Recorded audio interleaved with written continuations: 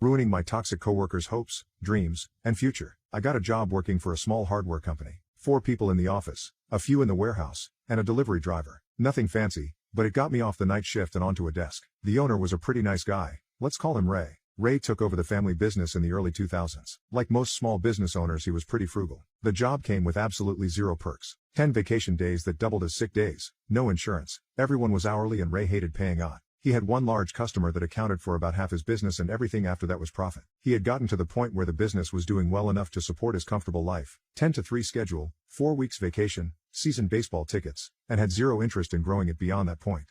But my problem was not with Ray. It was with the absolute botch in the purchasing department. The players, 4 people in the office, meant that every part of this business fell to one of us. Ray was the owner. He negotiated large-scale orders both with customers and suppliers. Sarah was our admin/receptionist, sweet as pie. I was in charge of order processing and logistics, and I did quite a bit of work revamping the company website. Ingrid, aka Botch Supreme, handled small-scale purchasing and most of the other customers. Ingrid was a living nightmare sent to punish all mankind for our hubris. She had the personality of a one-dimensional Stephen King character that would be whipping an unruly mob into a frenzy. She was trash, plain and simple. She was also the most spiteful, hate-filled, vindictive gorgon to ever walk God's green earth. She was a born-again Christian, so because she went to church every Sunday she thought she could do no wrong. Ingrid, for whatever reason, disliked me from my first day. I don't know if she saw me as a threat or was just having a mood swing. I'm no psychologist, but I'm 98% sure she was bipolar, but she was not happy about my joining the company.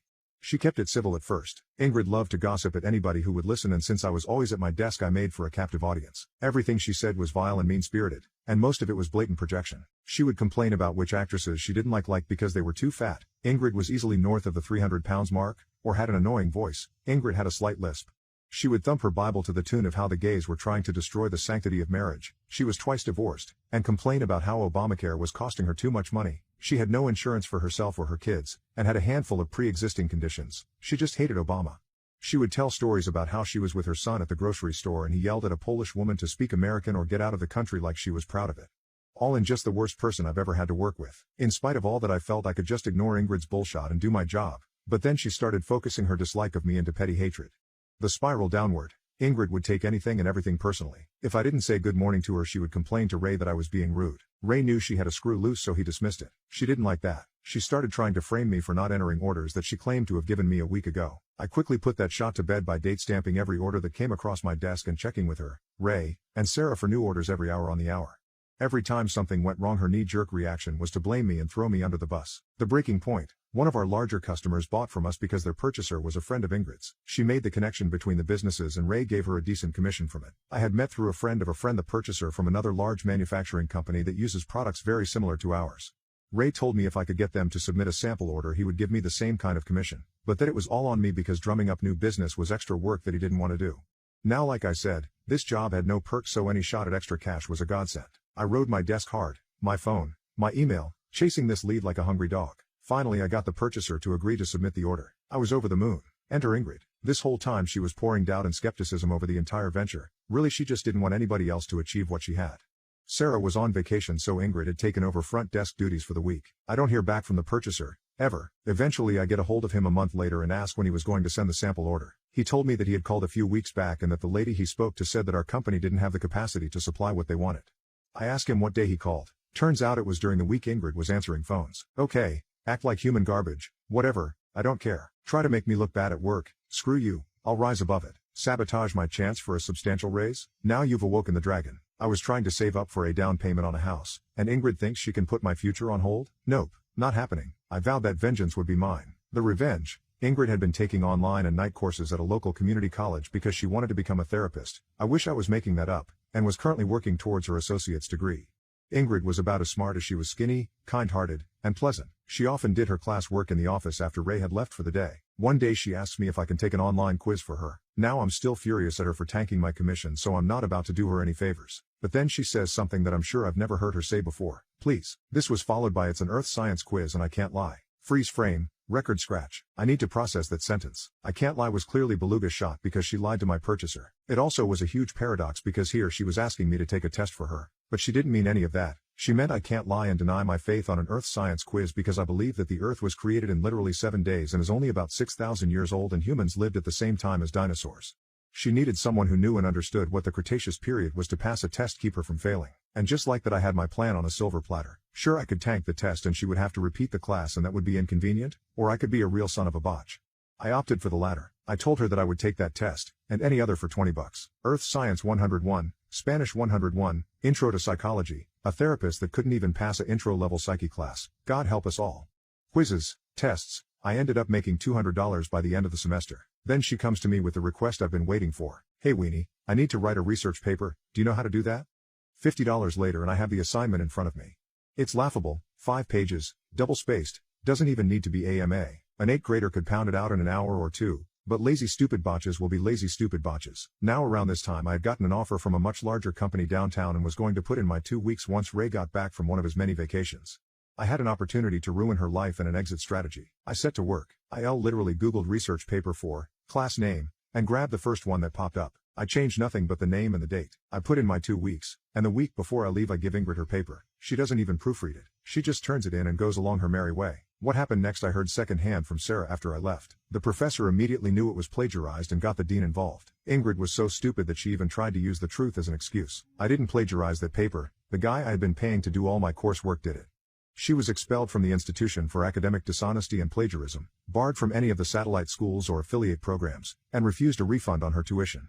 Her dream of becoming a therapist shattered into dust as all of the nearby community colleges were part of the affiliate program. She was financially ruined, left with no savings and a semester of student loan debt. On my last day I made sure to poke my head into her office to say, "Thank you, Ingrid, for everything I learned from you while working here. I hope you learned something from me as well." Mean lady hates everyone, so we buy her house after she loses it from debt. The house we live in was built at the same time as hers. My parents were often at the construction site and help if they can.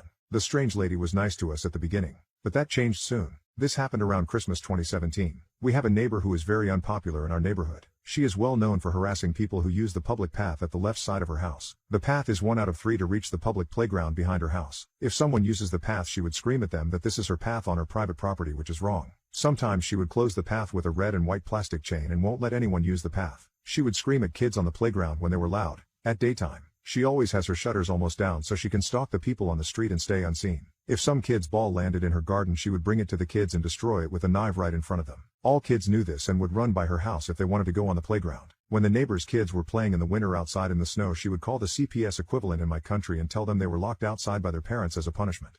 If someone walked by her house at night she would often call the police due to a noise complaint. She was known by everyone in our neighborhood as the witch, but she hated my family in particular. We lived right beside her house. Our houses shared one wall. When me and my sister were young we would use the swing in our garden or jump on our trampoline. She would regularly file noise complaints and often harass me and my sister when we were alone in our garden. If my parents heard her screaming swear words at us from the first floor of her house they would yell back. If me or my sister walked on the path by her house she would scream at us. We used the path daily on our way to school. One time when I came home from school she was in her car with the trunk on the sidewalk. When I walked by the back of her car she howled the engine and the dark exhaust hit me. Almost every night she would hit the shared wall with something to wake us up. Sometimes she'd ring on our door and try to make us go to other neighbors to complain about small things. We often had lawsuits with her. One time because her trees grew 2 meters over the border. Another time because she built a fence by sticking bamboo mats in the dirt and tearing it down the next day and telling the police we destroyed her wooden fence. We won all lawsuits against her because my uncle, he's teaching law school, gave us good advice on how to deal with her and named lawyers he knew were good. She never paid the workers who repaired things at her house and the electrical and water bills. When her old car broke down she didn't pay the car mechanic and never got her car back. She was in department and had a mortgage on her house. When the foreclosure came we were at the court and bought her house. She was with us in the courtroom when the auction was and tried to buy her own house but wasn't allowed because she couldn't provide proof that she has enough money. We bought her house where she lived for 20 plus years in front of her. We bought it because my parents were at the construction of her house and knew the workers did a great job at building it. We renovated it when she left. We repainted all rooms, renewed the insulation and put everywhere where no tiles were new wooden floor. My grandparents will be moving in her old house this fall. What is the most ungrateful way someone reacted when opening up a birthday gift? This one still hurts my heart a bit when I think of it. My niece was 17 at the time. She was a senior in high school and was also working her first job. I found that she was often working later shifts, so that she would be getting off work after dark most evenings. I asked if her mother or brother were giving her rides, since I knew they both worked night shifts at a particular restaurant. That seemed unlikely. She confirmed that no one was giving her rides. She was instead going to work after school and then was walking home at the end of her shifts. Alone, in the dark. Thinking about this alarmed me. I'd heard enough stories about abductions and accidents that I didn't want anything to happen to my niece. She's a pretty girl and I was troubled to think of her being caught alone at night on a dark country road and being forced into someone's van, or something. I wanted her to be safe. Since I live more than 2 hours drive away from her, it would not have been possible for me to chauffeur her home from work. So I planned to buy her a bicycle. I researched it. I checked online and consulted with bike shops to find a good bicycle that wouldn't break the bank. My girlfriend thought this was a good idea too and agreed to go in with me on the gift. We'd split the cost so that we could afford a good safe bike for her. Between the bicycle, the lights, the helmet and other features, the total of the bike came out to just under $700, or $350 a piece, if you count my girlfriend's contribution and mine separately. Christmas was just around the corner, so we went to pick it up and paid the extra $40 to have it assembled by professionals, with their professional tools and such. We selected a bright yellow bike for her. The only two other colors available were black and blue, neither of which would show up well at night.